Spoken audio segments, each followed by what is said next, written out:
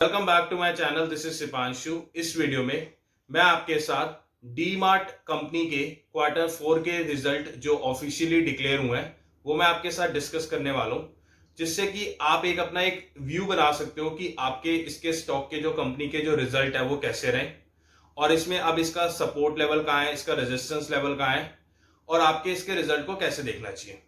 तो सबसे पहले अगर मैं इसके क्वार्टर 4 के रिजल्ट की बात करूं, मैं आपको सिर्फ अभी बात कर रहा हूं आपके क्वार्टर की बात, क्वार्टर 4 के रिजल्ट।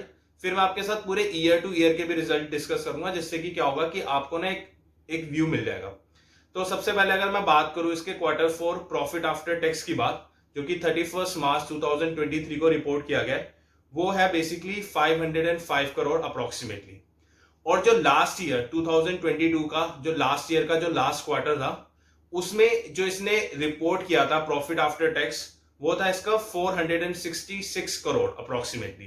दैट मींस कि इसके जो प्रॉफिट आफ्टर टैक्स है, जो प्रॉफिट आफ्टर इसका जो बेसिकली इसका प्रॉफिट आफ्टर टैक्स है, वो बेसिकली इसका बढ़ा है 8.3% से इसका बढ़ा है ऑन क्वार्टर, जो कि इस क्वार्टर को अगर आप कंपेयर करते हो लास्ट ईयर के लास्ट क्वार्टर से।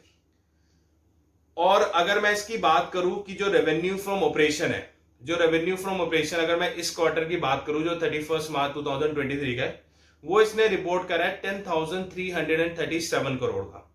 और अगर मैं बात करूं इसके जो पहले के जो क्वार्टर था, जो 2022 का जो 31 मार्च तक का जो क्वार्टर था, उसमें जो इसने रेवेन्यू फ्रॉम ऑपरेशन डिक्लेयर करा था, वो इसने करा था 8,606 करोड़ अप्रोक्सीमेटली। अगेन तो इसके जो रेवेन्यू फ्रॉम ऑपरेशन है वो इसके अप हुए हैं 21%। तो ये भी एक कंपनी के लिए एक अच्छा रहा है कि इसके प्रॉफिट आफ्टर टैक्स भी बढ़े हैं और साथ ही साथ इसका जो रेवेन्यू फ्रॉम ऑपरेशन है वो भी बढ़ रहा है। अगर मैं इसके मार्जिन की बात करूं, जो कि फ्रॉम 1 अप्रैल 2022 टू 31 मार्च 2023, इस साल के अगर मैं इसके पिछले साल के अगर मैं मार्जिन की बात करूं, तो इसके जो मार्जिन है ना वो स्लाइटली कम हुआ है। पहले इसके जो मार्जिन थे ना वो 8.6 थे, अब जो इसके मार्जिन है वो 7.6 हुए हैं। तो मार्जिन में इसके डिप गया है। तो रेवेन्यू फ्रॉम ऑपरेशन बढ़ा है, इसका प्रॉफिट आफ्टर टैक्स बढ़ा है, बट इसके मार्जिन डिक्लेयर कम हुआ है। तो जब मार्जिन कम होते हैं ना, तो कंपनी पे थोड़ा सा ना बर्डन आ जाता है। तो मार्जिन पे इसका तो कोई रेटिंग मिलेगी नहीं, क्योंकि मार्जिन इसके कम हुए हैं। बट अगर आप इसका एबिटा देखोगे, जो कि earning before interest tax depreciation and amortisation, वो इसका जो हुआ है ना वो 5.5% से बढ़ा है, जो कि रिपोर्ट किया गया है 783 करोड़। तो एबिटा इसका बढ़ा है, रेवेन्यू फ्रॉम ऑपरेशन बढ़ा है, और इसका जो प्रॉफिट आफ्टर टैक्स है ऑन क्वार्टरली बेसिस पे वो बढ़ा है। अब मैं इसकी बात कर लेता हूं कि इसने जो ईयर ऑन ईयर इसने क्या बेसिकली परफॉर्म करा है।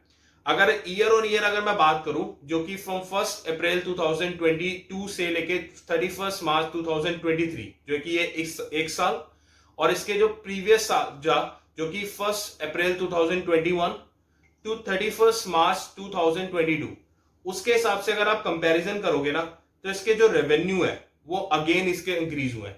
जो पिछले साल इसने रेवेन्यू जो इसने डिक्लेयर करे थे वो करे थे 30,976, बट अगर अब इसके देखोगे ना जो रेवेन्यू है वो इसने करे हैं 42,840। दैट मीन्स कि इसका जो रेवेन्यू है ना वो 38% इसका ऑलमोस्ट बढ़ा है। और अगर मैं इसकी बात करूं जो नेट प्रॉफिट है, क्योंकि कंपनी का क्या होता है ना, नेट प्रॉफिट बहुत मैटर करता है, तो नेट प्रॉफिट भी इसका 59% ईयर ऑन ईयर बढ़ा है। दैट मीन्स कि इसका जो पहले वाला जो ईयर में था वो था 1,493 करोड़, और इसने जो अब रिपोर्ट करा है वो करा है 2,379 करोड़। दैट मीन्स कि इसके रेवेन्यू बढ़े हैं, ईयर ऑन ईयर भी बढ़ रहे हैं और क्वार्टर ऑन क्वार्टर भी बढ़ रहे हैं। तो कंपनी की जो अगर पोटेंशियल की बात करो ना, तो कंपनी बहुत अच्छा कर रही है।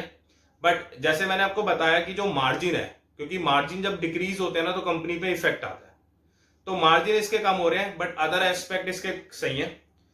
और अगर मैं इसकी जो लास्ट फ्राइडे को जब इसकी क्लोजिंग हुई है, अगर मैं उसकी बात करूं, तो इसकी ऑलमोस्ट 0.63% से जो ये स्टॉक का जो प्राइस है ना वो कम रहा है।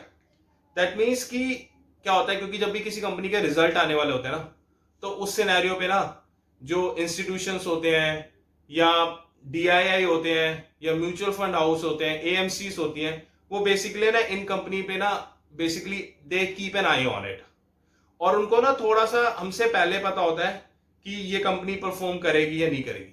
तो इसके ईयर ऑन ईयर तो इसके जो है ना, जैसे सब चीजें बढ़ रही हैं, तो सेलिंग पे इसका प्रेशर तो आया है जो फ्राइडे को दिख रहा है, बट बहुत ज्यादा प्रेशर नहीं आया। दैट मीन्स कि इसके जो प्रॉफिट है ना, क्योंकि क्या होता है कभी कभी कंपनी प्रॉफिट कर रही है और सब कुछ रिजल्ट ज्यादा सही डिक्लेयर कर रहे हैं, बट क्या हो रहा है जो एंटीसिपेशन है ना, जो उनको इंस्टीट्यूशन को जो उनके एक्सपेक्टेड है वो नहीं उनको मिल रही, तो उस सिनेरियो पे ना स्टॉक का प्राइस नीचे आता है।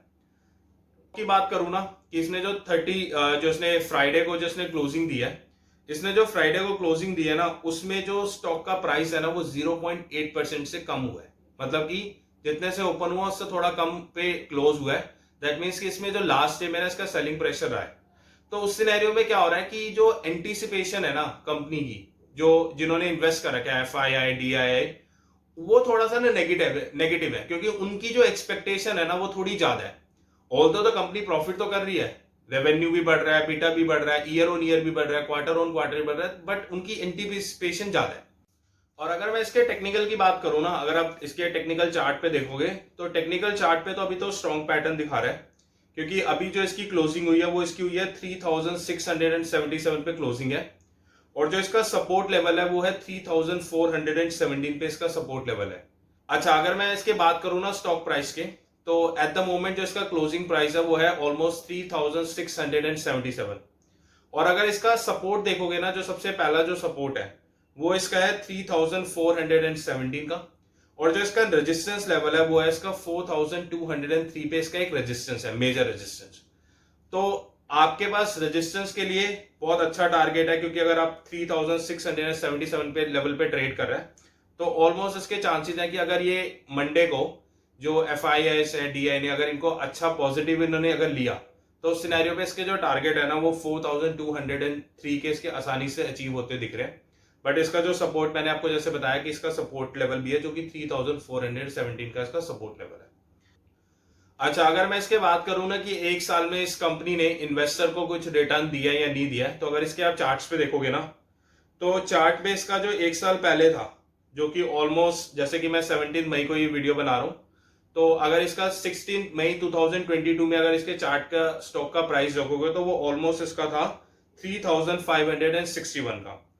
और अगर मैं अब की बात करूं तो इसका जो प्राइस चल रहा है वो चल रहा है 3675। दैट मीन्स कि इसके जो स्टॉक का प्राइस है ना वो 3.20% से इसके स्टॉक का प्राइस बढ़ा है। तो ज्यादा इसमें बढ़ा नहीं है इसके स्टॉक का प्राइस, तो 3 पॉइंट का ही इसने रिटर्न दिया है। और अगर मैं बात करूं इसके 5 साल की, तो 5 साल में इसने बहुत अच्छा रिटर्न दिया। 5 साल पहले स्टॉक का प्राइस था 1417 का, और अभी इसका स्टॉक का प्राइस देखोगे तो है 3675 का। दैट मीन्स कि इसने 5 सालों में ऑलमोस्ट इसने जो रिटर्न दिया है वो 159% दिया है।